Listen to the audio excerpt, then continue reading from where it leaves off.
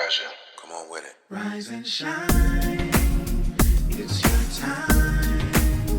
Now's the time to shine. Uplift, educate, motivate. Let's talk about life and faith, ministry, and so much more. Rise and shine with Lacey. It's the Rise and Shine Talk Show with Lady C, where we uplift, educate, and motivate. Let's talk about life and faith, ministry, and so much more. Conversations from a pastor's wife perspective. I am Lady C, your host. Family, be sure to like, follow, and share Rise and Shine with Lady C on Facebook and Instagram. Also head over to ChariceCrump.com for all things Rise and Shine and all the shows. Family. I am so excited about this powerful woman of God with me on today. I had the pleasure of meeting her this year after we were connected through mutual connections, and I'm just so excited to have her with me here on today. Family, I want to introduce none other than Elder Dedra Smith. Her goal is to assist church leadership to be healthier mentally and spiritually by using a holistic approach through teaching and coaching. She is a licensed social worker and a licensed independent chemical dependency counselor and has been practicing in the state of Ohio for over 25 years. Currently, she is a doctoral student at Northcentral University with a concentration in marriage and family therapy. Her doctoral studies focus on creating trauma-informed ministries in the African American church through support and education to pastors and church leadership. Elder Smith is the owner of DL Smith Consultants LLC, and she faithfully serves at Healing and Deliverance Holy Worship Center under the leadership of Bishop Romel T. Johnson. There she teaches, she's a minister, she teaches the minister in training classes and serves as the youth pastor. Welcome to Rise and Shine. Look at you, woman of God. Well, Look at all those accomplishments. I know. When you said it, I was like, oh, I guess that is me. That is you, honey. That is you. Anointed, appointed, and on fire. Yeah. You never know until you hear it. And like, oh, okay, I guess that is who I am. Yeah. Thank you. Oh, Thank you for the invite. Absolutely. Listen, when I met you, I was like, oh, yeah. Absolutely. I'm so excited and just really excited, to have a conversation with you on today. And we every time we talk, we just listen. The cameras stop when they need to continue because we just have good conversation. We do. Because we're passionate about God's people. Yeah. We're passionate about God's people and the body of Christ. We need help, Elder. Yeah. We've suffered. And I want to make it very, clear that I come from a Pentecostal theology, right? So I'm going to be speaking mainly of, that Pentecostal flair. And we suffered in our body quite a bit, because, it goes to that old saying, what's done in my house stays in my house. And it is filtered from our physical home to our church home. Yes. And when we keep those, what's done in my house stays in my house, it penalizes the church. It's almost like it paralyzes us. Yeah. We can't fully get or grasp everything that God wants from us because we are still in a square, right? That's good. And we're trying to fit the circle into a square, and it doesn't. And then we wonder why there's so much opposition that's good. in the church. Good. And this opposition because we have not acknowledged the fact that there are so many things that are going on with people, right? Yes. I don't get it. I don't understand how individuals get saved and they think that turmoil or trials and tribulations don't affect them when it actually does. That's good. And we don't talk about it because in Jesus' name, He's going to protect me, and He does. God does exactly what you want Him to do.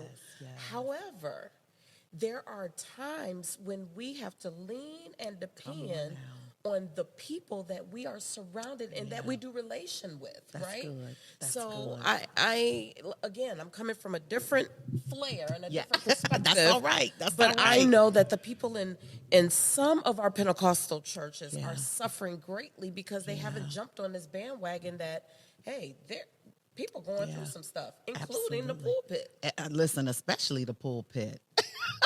Elder, especially. Including the pulpit. Yes. So with that, when you talk about, the suffering, because today we're going to be talking, about several things, actually, church leadership and all of that. Yeah. And we're also going to be touching on, Black women burdened with the mental health syndrome known as the Superwoman Schema. That's real interesting. Yes. And so I just want you to share a little bit as a Black woman from a Pentecostal holiness background. What has your experience? You know what I'm saying? What was your experience with the Black Superwoman, with the Superwoman Schema? So I'm going to take you back several years when I was 30 years old. Oh, honey, you still look 30. Come on now. I appreciate Come that. on. But I'm every bit of 50. I am every bit of 50 years old. But when I was 30 years old, I had a massive stroke. Wow. I could not walk and I could not talk. In your 30s? In my 30s. Actually, I was 30, right on the dot, 30. My Lord. And I remember getting, I was in the thick of my career as a social worker and doing what I do best, right? Really wasn't paying a lot of attention to the church because, I do as they say, not as, We'll talk about that later. But anywho, I can recall having a stroke, and I had someone send me some flowers or something. It was actually a cousin of mine that sent me some flowers or some kind of arrangement. But on the card, she says, "Leave Superwoman in the comic books." Wow. Powerful. And that was 20 years ago. And I still have to remember that because we only are human one time. That's good. We only have, and I tell people all the time when I'm doing my trainings that, the brain is the one organ that we cannot replace. We can't replace it with transplant. We can't replace anything. So what you got is what you got. Wow. And so it made me take self-inventory about what she was saying because I was offended.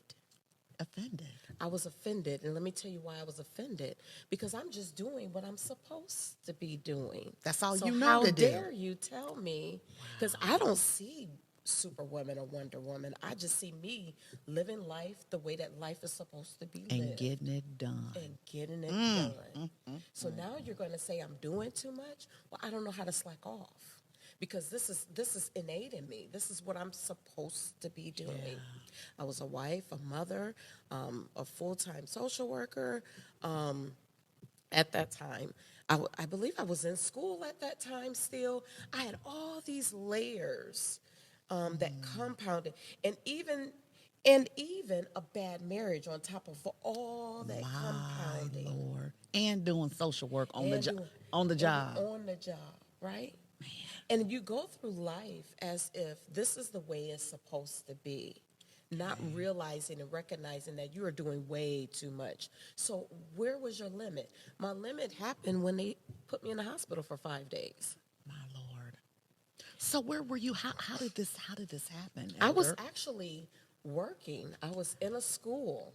And my grandmother used to say this saying. She says, "You gonna fool around here and blow a gasket." And I'm like, there's no such thing as that. But how dare I question her about, blowing But little a gasket. did we know. But little did we know. And I was teaching at the time and just started seeing stars. And I was like, something is going on. What exactly is happening to me? Made it down to the nursing station, and the nurse immediately took my blood pressure, and it was, I believe at that time, it started out being 190 over 100. And then she says, "Well, I really I can't let you drive. I have to either call someone to come and pick you up, or I'm going to have to call the squad." And I'm like playing it off like there's nothing wrong with me because, blood pressure is a silent killer. No one feels when their blood pressure is up. You just feel like your normal self. If it wasn't for the stars that I was seeing or the spots, I was okay. Needless to say, she called my husband at that time to come and pick me up because I'm not feeling well. And I heard her say, you have to take her immediately to the hospital. Do not take her home because she keeps saying that she just wants to rest. And I don't feel comfortable with her just going home and resting. By the time I made it to Grand Hospital, because that was the closest hospital to the school that I was at, my blood pressure got up to 210 over 120 at that time. They didn't want to believe that it was a stroke because I was 30. You're young. And so, and I was 30, but I was somewhat stable. They thought I was stable on my blood pressure medication. So needless to say, I sat in the hospital several days before they really gave me the diagnosis of having a stroke because they thought it was MS. Okay. The onset of MS and a stroke have the same symptoms. Really? Yeah, and so they thought it was MS, so they wanted to run tests to rule that out. And so by the time, the fourth day came, it was actually a stroke, and they gave me a regimen, told me why. So for your listeners, people who suffer with high blood pressure, we all know about that, but also high cholesterol. I did not know that I had high cholesterol. So having the high blood pressure and the cholesterol, the mixture of the two caused the stroke. So then, when you have that stroke, right, and you're at home, right, the recovery at home, I'm still not walking correctly, and I'm still not talking. I have the thoughts, but I can't formulate them to come through. You're still having that mentality that I have to provide. Lord have mercy. And at that time, I had a 1-year-old, and I could not care for her properly. And how do you manage life when everything that you have expected to do is no more? How do you come back from that, right? And so it was that mentality. But there was a part of that I think was my driver, right? Having that superwoman mentality caused me to get myself right when I needed to get right, too. Okay, when you needed to get right. When I needed to get right. See, the problem is we don't know how to identify when too much is too much. Ooh, because we like that Energizer bunny on the just keep going. Going. There is nothing wrong with you being superwoman, but knowing when to put it up and put it down. You got to know when to put that cape on. Balance. And you got to know when to take it off. And that is our struggle as women, because what we do is we keep it on. We never pull it down. That's why some of you women have issues in your marriage, right? Because again, I want you to understand, I am a marriage and family therapist. Come on now, we're bringing it today. So I have to say those things, even though you may not like it, but I have to say it anyway.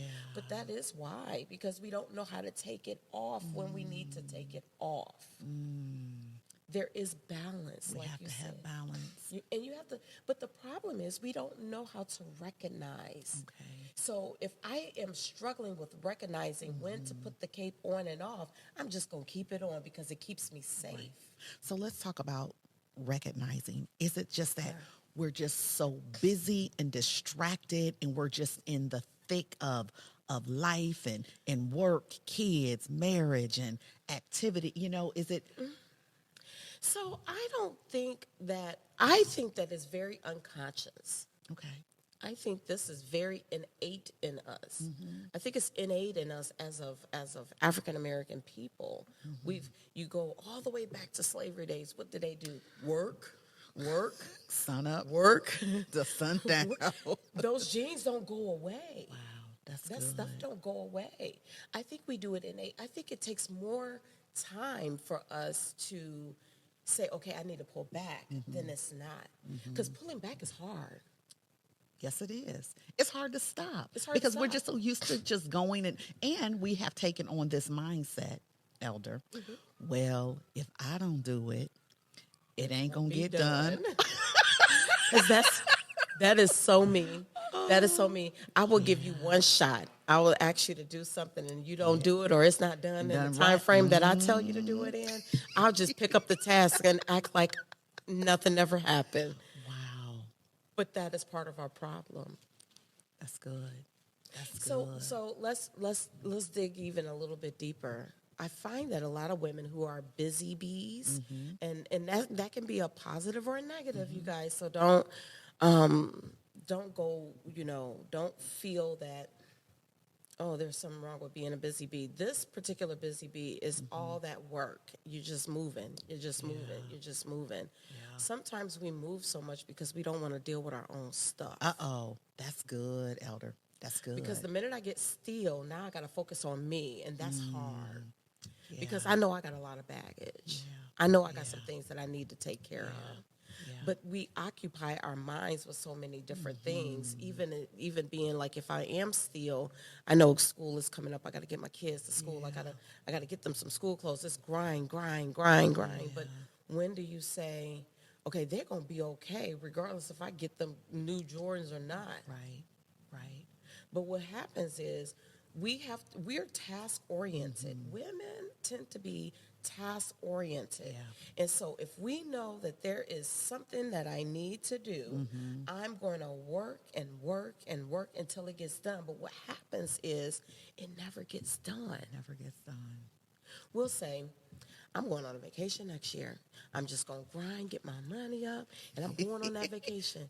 Then next year come, and guess what? Something then popped up.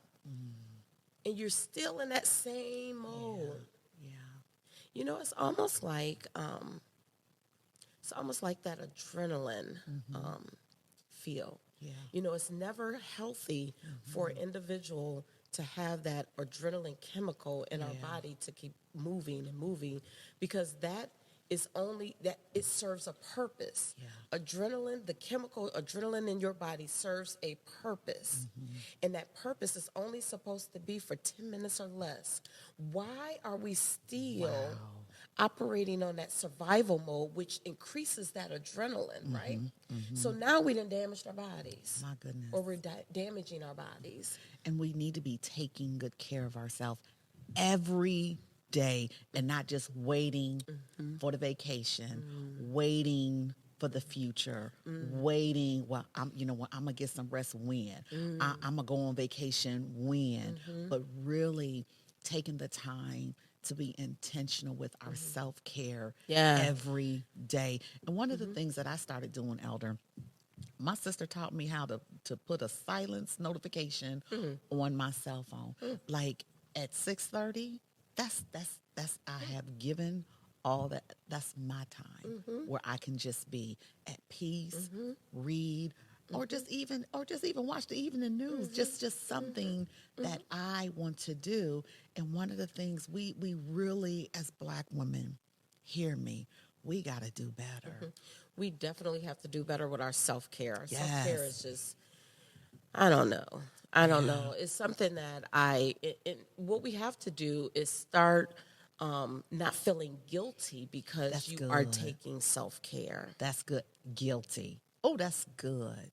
That's really good. We operate in guilt, and that's where the Superwoman thought process comes from, because we're operating out of a side of guilt. If I don't do this, then this is going to happen, or this won't happen. Yeah. And I am continuously moving, but you're moving with fumes. Fumes. My goodness. I tell people all the time, don't get so stuck where you're burning your candle on both ends of the stick. And you know what I teach? You cannot pour from an empty cup. You don't have it. You don't. Black women in America are disproportionately burdened with the mental health syndrome, as we're talking about, as the Superwoman Schema. So it involves the perceived obligation to quell our emotions, convey strength, I got it, I'm doing it, suppress dependence and vulnerability, and to prioritize caregiving over self-care, according to the National Institutes of Health. I agree. I totally agree, because I'm going to go back a little bit on the, maybe, I don't know, 70s, maybe 60s, late 60s, 70s, when our black men were being incarcerated, and we're finding a lot more and more with single parent homes. Yeah. Because either they're shipped off to war, they're shipped in the prison system, and we have communities that were just full of single women. Yeah. So the breakdown of even the family, this mentality that we have has been innate since then. That's what I mean by some of us are doing this, and this is just the way it is. My mother, for the most part, she was married and divorced. However, for the most part, she was a single mom. Okay. I only knew my strength from her because she was my first example. Yeah.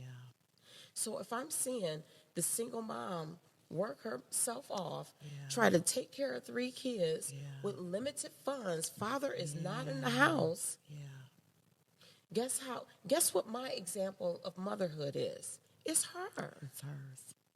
Good, bad, or indifferent. Yeah. So we want women in this 21st century to start taking care of themselves. But the problem is they don't know how. Don't know how. Because their example is their mother. Yeah.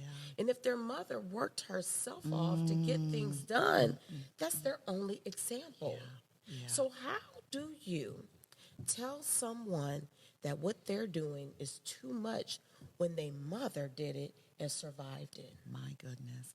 And then let's go to a flip side. What I'm seeing, a lot of married women who have a husband in the home, and they are working and operating as if they are don't. single. But you know, that's I'm about to tell on myself. Yeah, but that is let's take that scenario, because I'm telling on myself now, you guys. Love you, Mr. Tim. Part of the problem is I know that I am very guilty of things like that. And I think a lot of that comes from my upbringing. My mother, being that single mom, taught me how to be independent. Yeah. She taught me how to make stuff happen when you don't see it happening. Get it done. Get it done. Like I said, good, bad, or indifferent, that is a lot of people's story. Yeah. So now they prepare, and I love my mom, and my mother knows that. Hello, Sister Reed, Elder Reed, love you. But this is the thing. She taught me how to be an independent woman, but she did not teach me how to be a wife. And there is a difference. There is a difference. Yeah. Because all I have is that example of an independent, strong woman. Yeah. Strong, do you hear me? Yes. Been through some stuff. Yes. And I saw it with my own eyes. But she did not have the ability to teach me how to be a wife, because that she was not. Or I couldn't remember. She was divorced when I was 5. Okay. So for the most part, she ended up remarrying, but that was not my story to tell, right? That relationship is not my story to tell. However, I was not taught to be a wife. So now I'm learning as I go. Yeah. That's good. But a lot of women are like that. Yeah. We've just been taught, handle your business. Handle your business. And there's nothing wrong with it now. Because if something was to happen with your husband, you know how to kick it in gear. Yes. So the family never suffers. Right. But again, when to pull back and when to go forth, that can be very confusing to women. Yes. I want to touch on something, especially with this Superwoman Schema. Struggle love. I'm seeing a lot of that. And Help me understand what you mean. The woman, whether she is single or married, is doing everything. I see a lot of, situations where some of the men perhaps may be unemployed for various reasons. And the wife they are carrying everything, elder. They, listen, they bringing home the bacon, they frying it, but the husband is not contributing as much as they can. And I'm not just talking about finances. Oh, I know what you're saying. I'm talking about emotionally. Yeah, absolutely. Being present. Absolutely. You know, and Black women are suffering in silence and slowly dying. All in the name of love. Okay, so this might sound a little harsh, and That's I all right. don't mean to disrespect anyone. Yeah. That's her fault. Okay. Let me tell you, self-esteem, Yeah. low self-esteem, depression, Okay, that's good.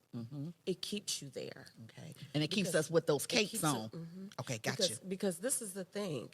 If, in fact, you wasn't having low self-esteem or depressed in any way, Yeah. you would think of yourself far more greater than Yeah. what you're doing. Yeah. See, we have to get to a point that if something is not working, we have to learn how to tackle it head on if it's not working, and being honest. Yeah, that's good. Being honest with ourselves. And not being, and being be authentic, right? Yeah. And having those hard conversations with Yeah. our mates. Yeah. Because if you're not happy, then you need to say that. Absolutely. But if you have low self-esteem or depression, you're not strong enough Yeah. to say it. Yeah. And sometimes we think that, well, this is just the way it is. No, ma'am. Yeah. It is not. And then I'm also going to challenge the husband. Do something. That's good. It's not all on her either. Yeah. Sometimes you recognize things as a husband. You know, my expectation for my husband is if he see me drowning, my expectation for him That's good. is to confront that. Yeah. Let's figure this out. Yeah, that's good. Because we as women we can be emotional beings, and we can be very sensitive. Yeah. Even the harder, the outside can be very hard, right? Yeah. But inside we just mush. We're mush. But nobody can get through that hard shell, right? Only certain people gonna be able to break through it. Yeah. And so what I'm saying is, you know, I have to challenge the men in their lives too to question that. That's good. Because this really is, and if you don't question it, I'm going to go here. If you do not question when you see and recognize that your wife is struggling with something, then that means you want to keep her there. And that's a sign of control. Uh-oh. That's good. That's good. That's good. Because when you love someone and you concerned, you want the best. I know my husband, he said, you know what? You doing too much. You need to sit down. Every time. You need to have Every several time. seats. And I thank God for that. Yep, every time. You know, when whether it's a husband, family, where they just allow you just to keep doing and doing and doing and doing, and you running yourself and you ragged, you running and ripping and ripping and running. And, you know, when people don't love you enough and are not concerned to say, hey, listen, get you some rest. Get you some rest. That's powerful. So we gotta recognize it, and we gotta recognize when enough is. You know, I see on social media, the young people hustle and grind and hustle. The devil is a lie. Absolutely not. No, Absolutely not. And then we have to look at the context of what they mean. Yeah. Because these young folks nowadays, I can't catch on. I try. Ooh. we all. But now I'm like, what does that mean to you? Yeah. Because what it means to me might be totally different, right? Yeah. And so what I'm seeing, even, you know, because it goes through generation, right? It goes through generation. I saw my mother hustle and grind. Guess what? Dedra hustled and grind. I hustled and grind. And it's crazy because now I have a daughter myself. She's 21 years old, and she's making it happen. And, you know, she gets disappointed when things don't work her way. And I'm like, it's okay to take a break. That's good. Where's your self-care? That's But good. it took 2 generations before we could even acknowledge self-care. Yeah. These Gen Z kids is something different. 'Cause listen, they will tell you in a minute, my mental health can't take this. Listen, they show I am going to bed. I'm going to bed. I'm like, what? Mental health? Mental health dates? What? Baby, they will call off of work and They be will. like, I'll And see will. you when I see you. And will. and get their FMLA. And will. And will. And will. So again, those generations, it's getting better. Yeah. I cannot imagine my daughter being a superwoman. There's absolutely no way. Like some of her problems and some of the things she go through, I'm like, okay. All right. Maybe I should have been a lot like that, right? Yeah. And if I was a lot like that, then maybe I wouldn't have all of these other issues that I have. Because, that superwoman, it messes with your physical being. Come on, talk about and that. your mental Come on, being. talk about that. You're going to be sick around here. You taking care of everybody else, you're going to be dead and gone, and they living their best life. Baby, listen, wearing lashes, hair, nails, and sick as a dog on the inside. Yes. Yeah, but what we have to understand is even about mental illness, and I know we are kind of touching on that because that is a part of what's going on, right? You might look the part on the outside, but it's going to catch up with you because internally, whatever is done with you internally will affect you outwardly. Think of a person who has cancer and they go through chemo.